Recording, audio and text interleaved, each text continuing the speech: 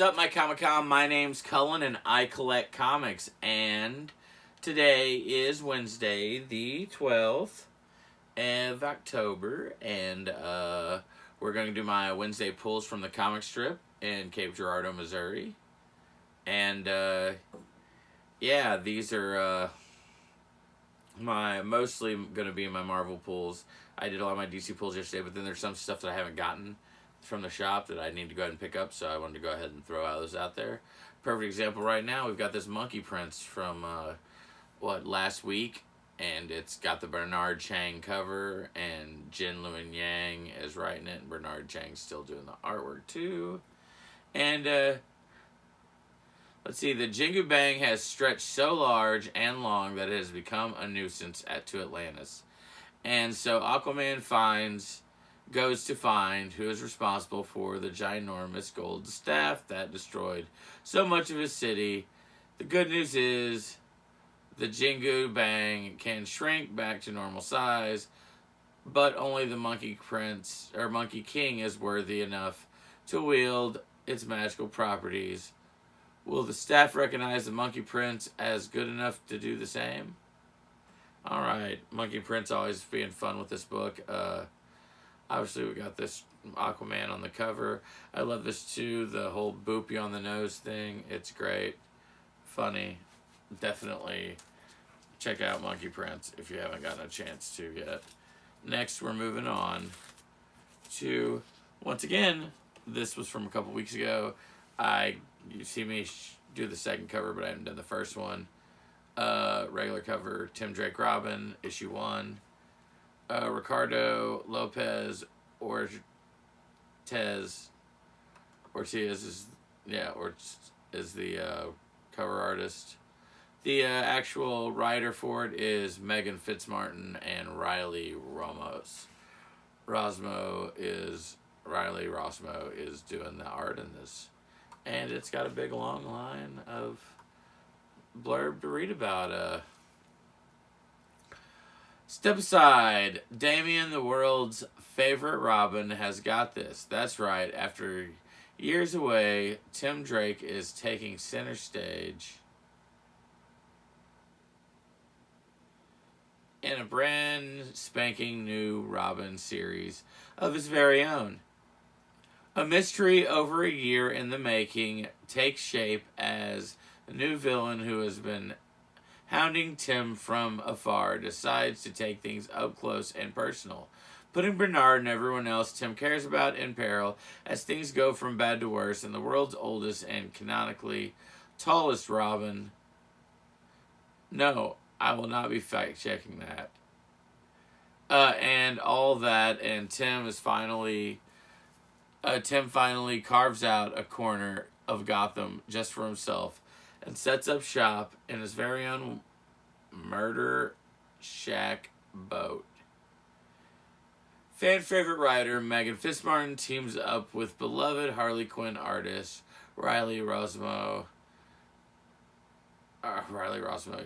to define the next chapter of Tim's life. And if that wasn't enough, break out your skateboards and motorcycles, because we've assembled a murderer's row of artists to draw the 90s one true Robin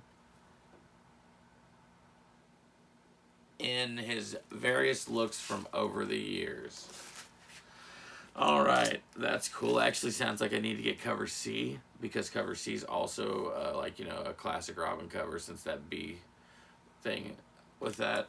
I'm sure that's awesome in there. I've always loved Tim Drake Robin. It was like, when I stopped collecting comic books for a split second, I didn't really stop, but I really slowed down a lot in the mid-90s to late 90s, like everyone did, which is why the industry was suffering so bad. But I still picked up Robin. So if that says anything. But, yeah, what's sad is when the industry was doing so bad in the 90s, I was still collecting. I just wasn't collecting new stuff. I was just only collecting back issues. Obviously, that's changed. I'm constantly buying new. So whenever I say I quit collecting comics at any point, it just means I quit buying new stuff. I still bought back issues and never stopped. All right. AXE Avengers. This also is from not last week. I forgot that I'm starting to pick up the one shots for AXE Judgment Day, so I figured might as well go ahead and start. We've got Kieran Gillen writing this, just like he's been writing all the AXE stuff, and the artist is Federico Vicentini. And for the interiors, and the cover artist for this is Nick Klein. First part in a 3-story Essential Judgment Day one-shots. Tony Stark has spent his life building suits to protect him. Now he has to enter a suit of armor that could kill us all. Can he survive? Can anyone? All right. And I'll be getting those other one-shots. They probably just, like, I don't know if I picked them any more up this week. The only ones I think I got from Comic Sense, so. But, all right. Next. And also some of these I went ahead and got already. I'm getting doubles of some of these books just because I feel like they're going to be decent to have to, you know, in the long run, if I want to trade for some other stuff. I definitely check the, you know, but as I was saying, this Amazing Spider-Man number 11, volume 6, it is a John Romita Jr. cover. Zeb Wells is writing this, and the pencils for John Romita. And this is kind of a key thing because it's the return of the Green Goblin, or the Hobgoblin. The timing of this goblin's return with Peter working at Oscorp must be a coincidence, right? But who's donning the yellow cow? Roger Kingsley? Ned Leeds? Flash Thompson? If you know anything about Hobgoblin, you know nothing about Hobgoblin. Alright, so we've got Hobgoblin again. Alright, next we have Black Panther. And this is going to be the final full appearance and cover appearance of Buffalo Soldier here. And yeah, John Ridley writing this. The cover artist is obviously Alex Ross, looking at that beauty. And the artist for this is German Peralta. And yeah, devastating finale to Range Wars. While the colonist keeps the Avengers busy fighting his army, he sends the most dangerous lieutenant, the Buffalo Soldier, to deal with T'Challa. With advanced weaponry that can deal damage vibranium, T'Challa must think fast if he hopes to survive this fight and keep Earth from becoming the latest acquisition of the colonists. Or colonists, I keep saying colonists. It's colonialist.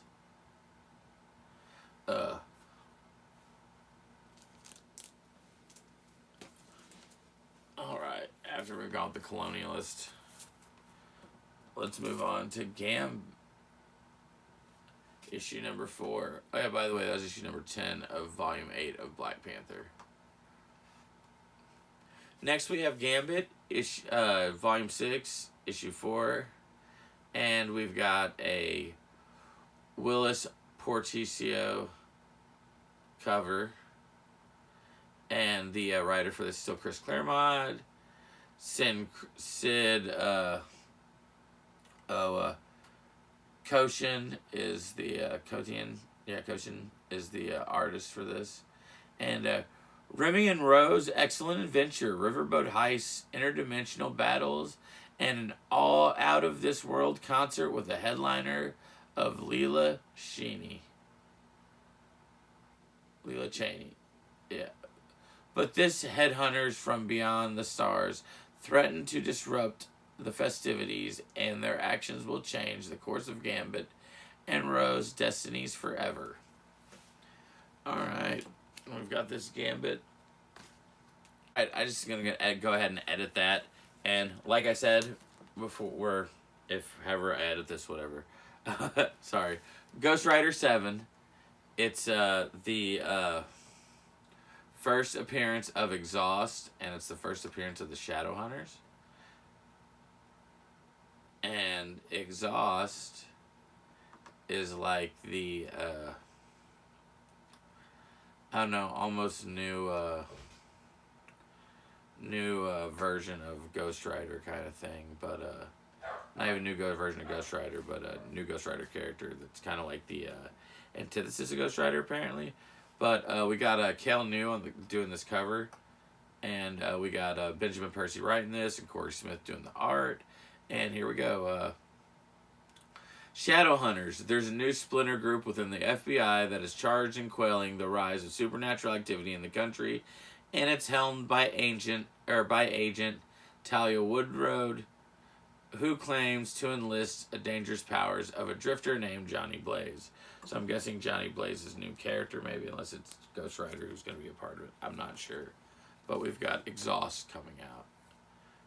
Then the next book we have is we've got the newest issue of Judgment Day. Or not Judgment Day, we've got the new Immortal X-Men. And it's issue number 7. That last Ghost Rider was 7 also. And this is written by Kieran Gillen, and the artist for this is Lucas Wernick, and the cover artist is Mark Brooks. Of course, I bought this because of the fact that Nightcrawler's on the cover, and I love Nightcrawler.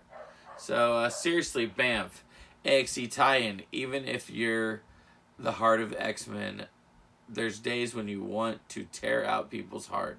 Judgment Day is one of them. What extreme steps will Nightcrawler take in the name of the Spark? Alright. Next we've got Legion of X. This is issue number 6. And I've been picking up Legion pretty much. The cover for artist for this is Matt Wilson and D.K. Ruan. The writer for this is Simon Spurrier, and the interior artist is Raphael T. Pimentel. And Divine Judgment of the Attack on Mars. And AXE tie-in Judgment Day, also another reason why I got it, has arrived, and our very own Legion is on the chopping block. The Eternal Uranus launches a savage attack on Ariako, but it is not only the planet Mars that is at stake. Is David Hallier a hero? Will he succumb to its madness, or just everyone, or perhaps even the Celestials themselves? Oh. Alright, now we're going to move on to Wolverine. And also, obviously, was picked up because of it being a tie-in to AXE. We got this awesome Adam Hubert cover, by the way. And the writer for this is Benjamin Percy. And the artist for this is a whole bunch of people, of course, because it's a 25th issue of Wolverine. Did I mention? Yeah, I mentioned it was 6 in Legion X, but yeah. 25th issue, volume 7. And, yeah, it's got, Juan Ferreira, Jay Leaston, Guillermo Ortega, Andrea DeVito, Kyle Charles, Federico Viciniti, Emma Kubert, Klaus Jansen, and, of course, Greg Land. And celebrating 25 issues of Logan's latest run, AXE tie-in, a desperate race to the top of the world's forces, Wolverine teams up with Solemn. But will the Hands Hellbride bring them an untimely end, or will the Celestial Doom the unlikely team up? Plus Bar Brawl, a rough and tumble 25th issue celebratory story with an array of artists ready to unleash some animanium-laced action. Well, that sounds like fun. Next, we have the newest issue of Venom with this awesome Adam Kubert cover. Did I say that right? I think it was. Actually, I was wrong on that. I was still looking at the Wolverine one. Sorry about that. But we do have this new issue of Venom, and it's got... I'm trying to zoom down here to see what... Alright, Venom issue 11. It's the first appearance of Sleeper Agent, the Sleeper symbiote, with Hank, a new host introduced in Extreme Carnage Alpha. By the way, I'm just reading this straight from Key Collector. And the possible appearance of a 7th Venom cameoed in Free Comic Book Day Spider-Venom 1 as a pair of disembodied eyes mentioned in Venom 10. Alright. Now, we got a Ram V writing this. We got Brian Hitch doing the penciling. We have Brian Hitch doing the cover. And Andrew Curry's inking this thing. To issue number 11. Demification starts here, and the explosive and gut-wrenching revelations of Venom 10 and the third terrifying arc of Venom begins in explosive fashion with Dylan Brock at the mercy of Bedlam. But where's Dylan's father, the original Venom? Where is Eddie Brock? Alright. Now our final book. Obvious because of... I actually am probably going to end up with 2 of these, I think. But I've got X-Force, Volume 6, number 32. This is the Peach Momoko cover, which is why I got it, with also Miracle Man on it. And, yeah, Benjamin Percy's writing this. Artist is Robert Gill. Cover art is obviously Peach Momoko, and like I said, this issue number 32. Craven takes his hunt to Krakoa. I don't know why I can never say Krakoa right. Like, it hasn't been in X-Men lore for like a million, like, since before I was born even. Craven takes the hunt to Krakoa to prove he is the apex predator and is not even the mutants. The so-called dominant species are a match for his prowess. Will it spell an end of the X-Force and mutantdom as we know it? Alright. And that's my Wednesday's pulls. And, yeah, I'm really excited for some of this stuff. I definitely think that this Ghost Rider is going to be interesting. I really feel like this Black Panther... they've been kind of teasing Buffalo Soldier for a bit now. And, Hobgoblin. I'm not really so sure about the, I mean, of course, the Venom character looks cool, but, I have no clue how that's going to be. It looks like to me, he seems almost like some sort of weird, version of, I know they're, looks almost like a version of Scarecrow or something, but who knows? I'm going to roll the books here in a second. Thanks for watching. I'm sure I'll have something coming soon for you to look at. And, yeah, holler at me later. And, yep, here's a roll. And hit like and subscribe if you want to. And make some comments if you feel like it. Definitely like to get to know some of y'all. Holler at me. All right, later.